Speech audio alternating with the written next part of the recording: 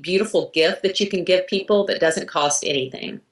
So let's say somebody is watching this video and they think, okay, you sold me. I want to practice gratitude. Where do they begin? What's the first step? Well, I would say the first step is just start off very simply.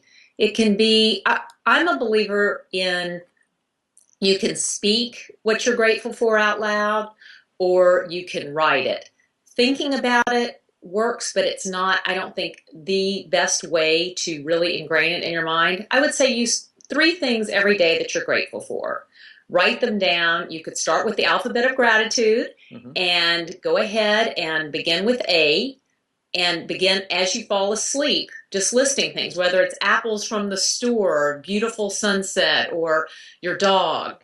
And go to sleep putting that kind of subconscious stuff in your mind, really positive, affirming things, and just see if in a couple of weeks, if you really do that, you'll feel much better. So you can practice gratitude even when you don't feel grateful, because I know a lot of people that stops them. Yes, gratitude is a practice and a trait. It's not so much a feeling.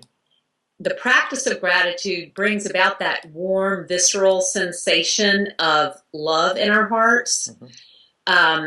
But one of the best times to practice is when you don't feel grateful. If you want to shift your attitude, if you write a gratitude list, I can almost guarantee you by the time you finish that list, your attitude will have changed. I couldn't agree more. Now, the concept of practicing gratefulness is, well, at its heart, quite simple, and even common sense. But is it really that simple? You know, the practice is very simple. Remembering to do it is not that simple. It That's has true, to yeah. become habitual, Uh-huh. like brushing your teeth.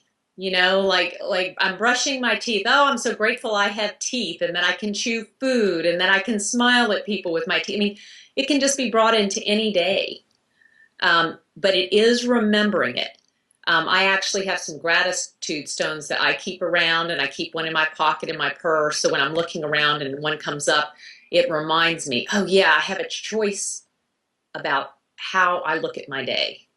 So that's not the problem that people are ungrateful. It's just they're unaware of how important gratitude is and they forget to remind themselves to be grateful. Yes, I don't think we realize the power we have to change how we view the world, and gratitude is one of those practices that can help us do that. Well, what convinced you that there was a need for your book, Alphatudes? Was that the reason? Yeah, I thought that I was tired of all the negative news, and I wanted to have a way, well, I wanted to have a way to give adults something that was fun and easy. All the gratitude books that I had seen in the store, they were all black and white pages, Mhm. and it talked about theoretically, why gratitude is important and how to do it.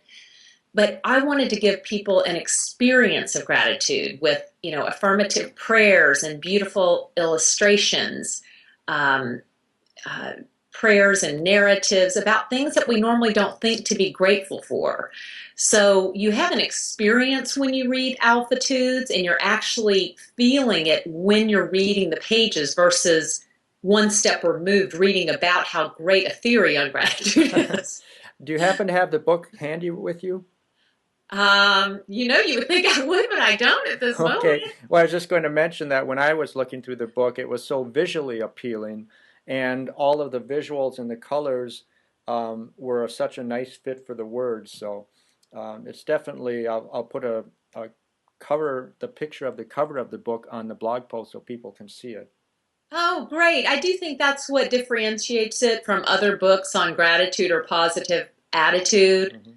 is that you really do get the experience versus um, just a nice read that you put on the shelf. It goes to die with all the rest of the self-help books, Right. on the bookshelf. Absolutely. Well, what is your hope for this book then?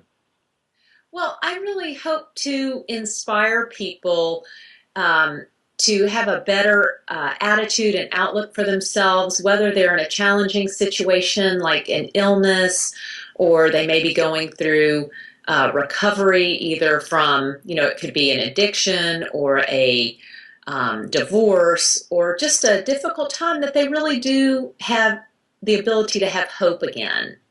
And when one individual shows hope and courage and a really beautiful disposition of gratitude during a time of challenge, I think it uplifts the rest of the world.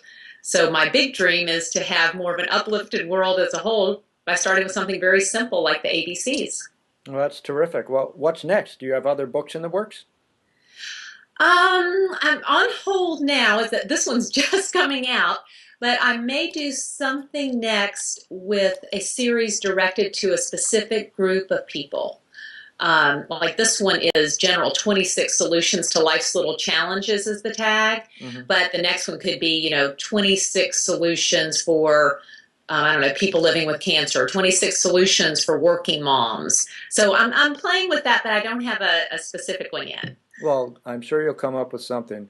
Well, Michele, thank you so much. This is a wonderful interview, and I am grateful for your time. I appreciate it. Thank you, Phil. I'm grateful for you too. I really appreciate this time. Okay, bye-bye. Thank you. Bye.